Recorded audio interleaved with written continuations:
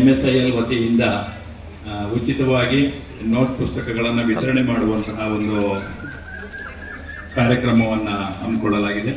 ಈ ಕಾರ್ಯಕ್ರಮದಲ್ಲಿ ಆಸೀನರಿರುವಂತಹ ಎಲ್ಲ ಗಣ್ಯ ಮಹನೀಯರುಗಳೇ, ಗ್ರಾಮದ ಮುಖಂಡರುಗಳೇ, ಪ್ರೀತಿಯ ವಿದ್ಯಾರ್ಥಿಗಳೇ ಹಾಗೂ ಮಾಧ್ಯಮದ ಸ್ನೇಹಿತರೆ, ಈಗಾಗಲೇ ತಮ್ಮೆಲ್ಲರಿಗೂ ಕೂಡ ಗೊತ್ತಿರುವ ಹಾಗೆ MSIL Mysuru sales international limited ಅಂತೇಳಿ ಕರ್ನಾಟಕ ಸರ್ಕಾರದ ಒಂದು ಅಂಗಸಂಸ್ಥೆ.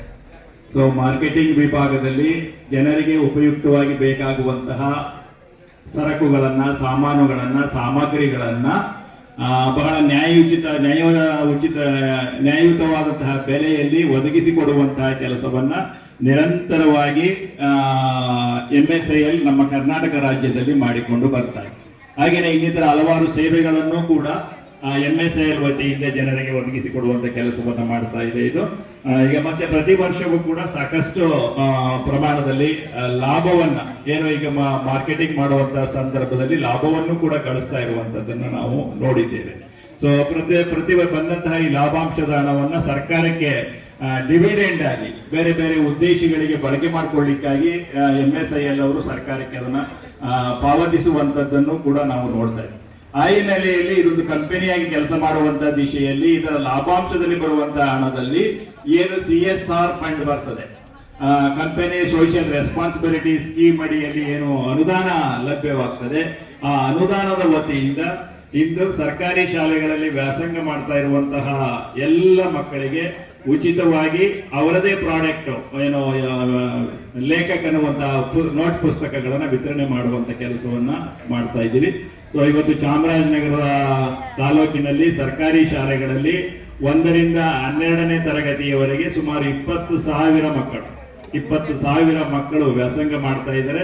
ಆ ಎಲ್ಲ ಮಕ್ಕಳಿಗೂ ಕೂಡ ಈ ರೀತಿಯ ಲೇಖಕ್ ನೋಟ್ ಪುಸ್ತಕಗಳನ್ನ ಉಚಿತವಾಗಿ ವಿತರಣೆ ಮಾಡಲಾಗ್ತದೆ. ಸೊ ಈಗ ಪ್ರಾರಂಭದಲ್ಲಿ ಇವತ್ತು ಸಾಂಕೇತಿಕವಾಗಿ ಚಂದಕವಾಡಿ KPS ಶಾಲೆಯಲ್ಲಿ ಕಾರ್ಯಕ್ರಮವನ್ನ ಶ್ರೀಯುತರು ಉದ್ಘಾಟನೆ, ಎಲ್ಲ ಗಣ್ಯ ಮಹನೀಯರು ಉದ್ಘಾಟನೆ ಮಾಡಿ ನಡೆಸಿಕೊಟ್ಟಿದ್ದಾರೆ. ಹಾಗೆಯೇ ಆಲೂರು ಪ್ರೌಢಶಾಲೆ ಮತ್ತು ಪದವಿ ಪೂರ್ವ ಕಾಲೇಜಿನಲ್ಲಿ ಕಾರ್ಯಕ್ರಮವನ್ನು ಇದೀಗ ತಾನೇ ಮುಗಿಸಿ ಈಗ ಮಂಗ್ಲ ಗ್ರಾಮದ ಈ ಒಂದು ಪ್ರೌಢಶಾಲೆ ಮತ್ತು ಪ್ರಾಥಮಿಕ ಶಾಲೆಯಲ್ಲಿ ಕಾರ್ಯಕ್ರಮವನ್ನ ಎಲ್ಲ ಗಣ್ಯ ಮಹನೀಯರು ಕೂಡ ಇದನ್ನ ಬಹಳ ಯಶಸ್ವಿಯಾಗಿ ನೆರವೇರಿಸಿಕೊಳ್ಳಲಿದ್ದಾರೆ. ಇದು ಲೇಖಕ್ ನೋಟ್ಬುಕ್ ತಾವೆಲ್ಲ ನೋಡಿದಿರಿ. ಈಗ ಅದರ ಬಳಕೆ ಕಡಿಮೆ ಆಗಿದೆ, ಅದರ ಸಪ್ಲೈ ನಿಂತೋಗಿದೆಯೋ ಅಥವಾ ಏನೋ ಗೊತ್ತಿಲ್ಲ. ಹಿಂದೆ ಒಂದು 5-10 ವರ್ಷಗಳ ಹಿಂದೆ ಅತ್ಯಂತ, ಈಗಲೂ ಅಷ್ಟೇ ಗುಣಮಟ್ಟದಲ್ಲಿ ನಂಬರ್ 1 ಲೇಖಕ್ ನೋಟ್ಬುಕ್ಗಳು. ನಾವು ವಿದ್ಯಾಭ್ಯಾಸ ಮಾಡುವಂತಹ ಸಂದರ್ಭದಲ್ಲಿ ಅಂಗಡಿಗಳಲ್ಲಿ ಹುಡುಕಿಕೊಂಡು ಹೋಗಿ ಲೇಖಕ್ ಪುಸ್ತಕಗಳನ್ನೇ ತೆಗೆದುಕೊಳ್ತೀವಿ.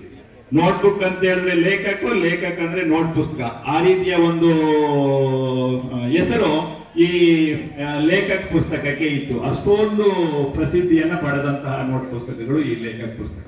ಸೊ ಹಾಗಾಗಿ ಇವತ್ತು CSR MSIL ವತಿಯಿಂದ ಇಂತಹ ನೋಟ್ ಪುಸ್ತಕಗಳನ್ನ ವಿತರಣೆ ಮಾಡಲಾಗ್ತದೆ. ಇವತ್ತು ಸುಮಾರು ಮಾರುಕಟ್ಟೆ ಮೌಲ್ಯ, ಇವತ್ತು ಅದರ ಏನು 20,000 ಮಕ್ಕಳಿಗೆ ವಿತರಣೆ ಮಾಡ್ತಾ ಇರುವಂತಹ ಈ ಪುಸ್ತಕಗಳ ಮಾರುಕಟ್ಟೆ ಮೌಲ್ಯ ಸುಮಾರು 25 ಲಕ್ಷ ರೂಪಾಯಿಗಳ ಮೌಲ್ಯದ ಪುಸ್ತಕಗಳನ್ನ ಇವತ್ತು ವಿತರಣೆ ಮಾಡಲಾಗ್ತದೆ. ಸೊ ಅದೇ ರೀತಿಯಲ್ಲಿ ನಮ್ಮ ಮಾನ್ಯ ಶಾಸಕರು ಹಾಗೂ ನಮ್ಮೆಲ್ಲರ ಅಧ್ಯಕ್ಷರು ಆಗಿರುವಂತಹ MSIL ಅಧ್ಯಕ್ಷರು ಆಗಿರುವಂತಹ ಸನ್ಮಾನ್ಯ ಪುಟ್ಟರಂಗ ಶೆಟ್ಟಿ ಸರ್ ಕಳೆದ ವರ್ಷವೂ ಕೂಡ MSIL ವತಿಯಿಂದ ಇದೇ ಮಾದರಿಯಲ್ಲಿ ತಾಲೂಕಿನಾದ್ಯಂತ ಎಲ್ಲ ಮಕ್ಕಳಿಗೆ ಉಚಿತವಾಗಿ ಈ ನೋಟ್ ಪುಸ್ತಕಗಳನ್ನ ವಿತರಣೆ ಮಾಡಿದ್ವಿ. ಆ ಮೂಲಕವಾಗಿ ಕಳೆದ ವರ್ಷವೂ ಕೂಡ ಸುಮಾರು 25 ರಿಂದ 30 ಲಕ್ಷ ರೂಪಾಯಿಗಳನ್ನ ಈ ಒಂದು ಉಚಿತ ನೋಟ್ ಪುಸ್ತಕಗಳ ವಿತರಣೆಗಾಗಿ MSIL ಅವರು ತಮ್ಮ ಕಾರ್ಪೊರೇಟ್ ಸ್ಟ್ರಾಟಜಿಯಲ್ಲಿ ಇದನ್ನ ಒದಗಿಸಿಕೊಟ್ಟಿದ್ರು. ಜೊತೆಗೆ ನಮ್ಮ ಮೊನ್ನೆ ಅಧ್ಯಕ್ಷರು ಸಾಹೇಬರು ಶಾಲಾ ಮಕ್ಕಳಿಗೆ ಸ್ವೆಟರ್ಗಳನ್ನ ಮಕ್ಕಳು ಹಾಕಿಕೊಳ್ಳುವಂತ ಸ್ವೆಟರ್ಗಳನ್ನು ಕೂಡ ಅದು ಡೆಲ್ಲಿಯಲ್ಲಿ ಲೋಕ ಶಿಕ್ಷಣ ಇಲಾಖೆಯಲ್ಲಿ ಸರಬರಾಜಾಗಿದ್ದಂತಹ ಸ್ವೆಟರ್ಗಳು ಅಲ್ಲಿಂದ ತರಿಸಿ ಅದನ್ನ ಮಕ್ಕಳಿಗೆ, ತುಂಬಾ ದೊಡ್ಡ ಮಕ್ಕಳಿಗೆ ಅದು ಸೈಜ್ ಕಡಿಮೆ ಇತ್ತು, 10th ಅವ್ರಿಗೆಲ್ಲ ಅದು ಸೈಜು ಅನ್ಸೈಜ್ ಆದ್ರಿಂದ ಅವ್ರಿಗೆ ಕೊಡ್ಲಿಲ್ಲ. ಪ್ರಾಥಮಿಕ ಶಾಲೆಯ ಮಕ್ಕಳಿಗೆ ಮತ್ತು ಅಂಗನವಾಡಿಯಲ್ಲಿರುವ ಮಕ್ಕಳಿಗೆ ಈ ಸ್ವೆಟರ್ಗಳನ್ನು ಕೂಡ ವಿತರಣೆ ಮಾಡಿ ಮಕ್ಕಳು ಅದನ್ನ ಹಾಕೊಂಡು ಅದನ್ನ ಎಂಜಾಯ್ ಮಾಡೋ ತರ, ಇದನ್ನ ಮಾಡೋ ತರ ಮಾಡಿದೀವಿ. ಸೊ ಇವತ್ತು ಶಾಲೆಯಲ್ಲಿ ಹೋದಾಗ ಎಲ್ಲಾ ಮಕ್ಕಳು ಒಂದೇ ರೀತಿಯ ಸ್ವೆಟರ್ ಅನ್ನು ಹಾಕೊಂಡು ಇರೋದನ್ನ ನೋಡಿದ್ರೆ ನಾವು ನಮ್ಮ ಸರ್ಕಾರಿ ಶಾಲೆಯಲ್ಲಿ ಯಾವುದೋ ಖಾಸಗಿ ಶಾಲೆಯ ಮಕ್ಕಳನ್ನ ನೋಡಿದ ಹಾಗೆ ಅನಿಸ್ತದೆ. ಇವತ್ತು ಸ್ವೆಟರ್ ಅನ್ನ ಹಾಕೊಳ್ಳೋದು ನಮ್ಗೆ ಸರ್ಕಾರಿ ಶಾಲೆಗೆ ಹೋಗೋ ಮಕ್ಕಳಿಗೆ ಬಟ್ಟೆ ಹಾಕೊಳ್ಳೋದೇ ಕಷ್ಟ, ಇನ್ನು ಸ್ವೆಟರ್ ಅನ್ನ ಎಲ್ಲಿ ಹಾಕೊಳ್ಳೋಕೆ ಸಾಧ್ಯ? ಹಾಗಾಗಿ ಅವೆಲ್ಲವೂ ಕೂಡ ಪ್ರೈವೇಟ್ ಶಾಲೆಗಳಿಗೆ, ಕಾನ್ವೆಂಟ್ ಗಳಿಗೆ ಸೀಮಿತವಾಗಿದ್ದಂತ ವ್ಯವಸ್ಥೆಗಳು. ಆದ್ರೆ ಇವತ್ತು ಮಾನ್ಯ ಅಧ್ಯಕ್ಷರ ಒಂದು ಅವರ ದೂರದೃಷ್ಟಿಯ ಪರಿಣಾಮವಾಗಿ, ಅವರ ಇಚ್ಛಾಶಕ್ತಿಯ ಪರಿಣಾಮವಾಗಿ ಸರ್ಕಾರಿ ಶಾಲೆಯ ಮಕ್ಕಳು ಕೂಡ ಏಕ ರೀತಿಯ ಯೂನಿಫಾರ್ಮಿಟಿ ಇರುವಂತಹ ಸ್ವೆಟರ್ ಗಳನ್ನ ಹಾಕುವ ಮೂಲಕವಾಗಿ ಸರ್ಕಾರಿ ಶಾಲೆಗಳಿಗೂ ಕೂಡ ಅಂದವನ್ನ, ಚಂದವನ್ನ ತಂದುಕೊಟ್ಟಿರುವಂತ ಕೆಲಸವನ್ನ ಇವತ್ತು ಮಾಡಿದ್ದಾರೆ. ಹಾಗಾಗಿ ನಮ್ಮ ಮಾನ್ಯ ಅಧ್ಯಕ್ಷರು ಶಿಕ್ಷಣದ ಬಗ್ಗೆ ಅಪಾರ ಪ್ರೇಮವನ್ನ, ಕಾಳಜಿಯನ್ನ, ಅಭಿಮಾನವನ್ನ ಇಟ್ಕೊಂಡು ಎಲ್ಲಿ ಏನೆಲ್ಲ ಅವಕಾಶಗಳಿವೆ, ಏನೆಲ್ಲ ಸವಲತ್ತುಗಳಿದ್ದಾವೆ, ಅವುಗಳೆಲ್ಲವನ್ನೂ ಕೂಡ ಏನೇ ಸಿಕ್ಕಿದ್ರು ಸರಿ ಅದನ್ನ ನಮ್ಮ ಕ್ಷೇತ್ರದ ಮಕ್ಕಳಿಗೆ, ನಮ್ಮ ಕ್ಷೇತ್ರದ ಶಾಲೆಗಳಿಗೆ ಕೊಡಬೇಕು. ಆ ಮೂಲಕವಾಗಿ ನಮ್ಮ ಕ್ಷೇತ್ರವನ್ನ ಶೈಕ್ಷಣಿಕವಾಗಿ ಬಹಳ ಮುನ್ನೆಲೆಗೆ ತರಬೇಕು ಅನ್ನುವಂತಹ ಧೋರಣೆಯಿಂದ ಸಾಕಷ್ಟು ಕೆಲಸಗಳನ್ನ ನಿರಂತರವಾಗಿ ಮಾಡಿಕೊಂಡು ಬರ್ತಾ ಇದೆ. ಹಾಗೇನೆ ಇತ್ತೀಚೆಗೆ ಮೊನ್ನೆ ಈಗ ಏನು ಸರ್ಕಾರಿ ಪ್ರೌಢಶಾಲೆ ಹರದನಹಳ್ಳಿಯಲ್ಲಿ ಇರುವಂತ ಕೊಠಡಿಗಳೆಲ್ಲ ಬಹಳ ದುರಸ್ತಿಗೆ ಒಳಗಾದಂತ ಕೊಠಡಿಗಳು. ಸುಮಾರು 500ಕ್ಕೂ ಹೆಚ್ಚು ವಿದ್ಯಾರ್ಥಿಗಳು ವ್ಯಾಸಂಗ ಮಾಡುವಂತಹ ಶಾಲೆ ಹರದನಹಳ್ಳಿ ಪ್ರೌಢಶಾಲೆಯಲ್ಲಿದೆ.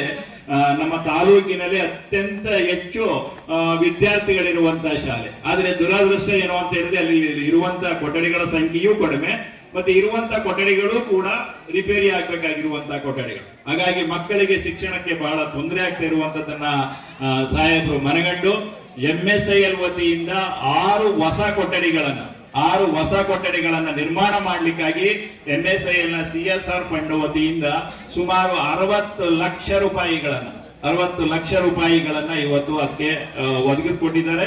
ಈಗಾಗಲೇ ಪ್ರಾರಂಭಿಕ ಹಂತವಾಗಿ ಸುಮಾರು 10 ಲಕ್ಷ ರೂಪಾಯಿಗಳು ಈಗ ಮಾನ್ಯ ಜಿಲ್ಲಾಧಿಕಾರಿಗಳ ಬ್ಯಾಂಕ್ ಖಾತೆಗೆ ಜಮೆಗೊಂಡಿದೆ. ಸೊ ಈಗಾಗಲೇ ಅದರ ಪ್ರಕ್ರಿಯೆಯನ್ನ ಪ್ರಾರಂಭ ಮಾಡಿದೀವಿ. ಈಗ ತಾನೇ ನಾನು ನಿನ್ನೆ PWD ಇಲಾಖೆಯಿಂದ ಕೊಠಡಿಗಳನ್ನ ನೆಲಸಮಗೊಳಿಸಲಿಕ್ಕೆ ಆದೇಶವನ್ನು ಕೂಡ ಸಿಕ್ಕಿದೆ. ಮೋಸ್ಟ್ಲಿ ಈ ಮುಂದಿನ ವಾರ ಕೊಠಡಿಗಳ ನಿರ್ಮಾಣಕ್ಕೆ ಸಾಹೇಬರಿಂದ ಗುದ್ದಲಿ ಪೂಜೆ ನೆರವೇರುವಂತಹ ಸಾಧ್ಯತೆ ಕೂಡ ಇದೆ. ಹಾಗಾಗಿ ಸಾಹೇಬರು ಅವರ MSIL ಅಧ್ಯಕ್ಷರಾಗಿ ಅಲ್ಲಿ ಸಿಗುವಂತ ಎಲ್ಲ ಸವಲತ್ತುಗಳನ್ನು ಕೂಡ ತಮ್ಮ ಕ್ಷೇತ್ರಕ್ಕೆ, ತಮ್ಮ ಶಾಲೆಗಳಿಗೆ, ಮಕ್ಕಳಿಗೆ ಒದಗಿಸಿಕೊಡುವಂತ ಕೆಲಸವನ್ನ ನಿರಂತರವಾಗಿ ಮಾಡ್ತಾ ಇದ್ದಾರೆ. ಆ ಮೂಲಕವಾಗಿ ಅವರೊಬ್ಬರು ಶಿಕ್ಷಣ ಪ್ರೇಮಿ, ಶಿಕ್ಷಣದ ಬಗ್ಗೆ ಅಪಾರವಾದ ಕಾಳಜಿಯನ್ನ ಇಟ್ಟುವಂತ ಒಬ್ಬ ಇವರು ಅಂತ ಹೇಳಿ ತೋರ್ಪಡಿಸಿಕೊಳ್ಳುವ ಮೂಲಕವಾಗಿ ಇವತ್ತು ಕ್ಷೇತ್ರವನ್ನ ಮುನ್ನಡೆಗೆ ಕೊಂಡೊಯ್ಯುವಂತ ಕೆಲಸವನ್ನ ಇವತ್ತು ಮಾಡ್ತಾ ಇರುವಂತದ್ದನ್ನ ನಾವೆಲ್ಲರೂ ಕೂಡ ನೋಡಿದ್ದೇವೆ, ಗಮನಿಸಿದ್ದೇವೆ. ಬಹುಶಃ ಅವರ ಇವತ್ತಿನ ಆ ಒಂದು ಇಚ್ಛಾಶಕ್ತಿ ಅವರಿಗೆ ಇವತ್ತು ಈ ಕ್ಷೇತ್ರದಲ್ಲಿ ಸುಮಾರು 4 ಬಾರಿ 20 ವರ್ಷಗಳ ಕಾಲ ಈ ಕ್ಷೇತ್ರದ ನಾಯಕರಾಗಿ, ಅದ್ವಿತೀಯ ಶಾಸಕರಾಗಿ ಜನರ ಒಂದು ಆಶೀರ್ವಾದವನ್ನ ಪಡ್ಕೊಳ್ಳಿಕ್ಕೆ ಸಾಧ್ಯ ಆಗಿದೆ ಅಂತೇಳಿ ನಾನು ಭಾವಿಸ್ಕೊಳ್ತಾ, ಸನ್ಮಾನ್ಯರು, ಶ್ರೀಯುತರು ಇಂತಹ ಮತ್ತಷ್ಟು ಕೆಲಸಗಳನ್ನ ನಮ್ಮ ಕ್ಷೇತ್ರಕ್ಕೆ, ನಮ್ಮ ಕ್ಷೇತ್ರದ ಶಾಲೆಗಳಿಗೆ, ಮಕ್ಕಳಿಗೆ ಮಾಡುವಂತಾಗ್ಲಿ ಅಂತೇಳಿ ಆಶಿಸ್ತಾ, ಪ್ರಾಸ್ತಾವಿಕವಾಗಿ ಮಾತನಾಡಲಿಕ್ಕೆ ಅವಕಾಶ ಮಾಡಿಕೊಟ್ಟಂತ ಎಲ್ಲ ಗಣ್ಯ ಮಹನೀಯರಿಗೆ ಧನ್ಯವಾದಗಳನ್ನ, ಕೃತಜ್ಞತೆಗಳನ್ನ ಸಲ್ಲಿಸ್ತಾ ನನ್ನ ಮಾತುಗಳನ್ನ ಪೂರ್ಣಗೊಳಿಸ್ತೇನೆ. ಧನ್ಯವಾದಗಳು.